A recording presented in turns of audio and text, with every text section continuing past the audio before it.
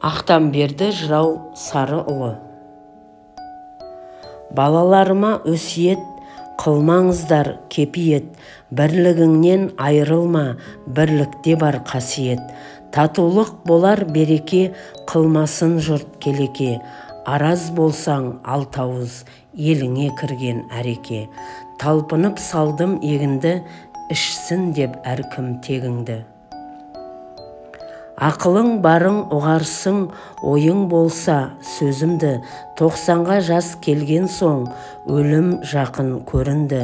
Бар арманым айтайын, батырларша жорықта. Өлмедім оқтан қайтейін.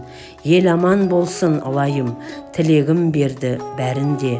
Разымын Құдайым.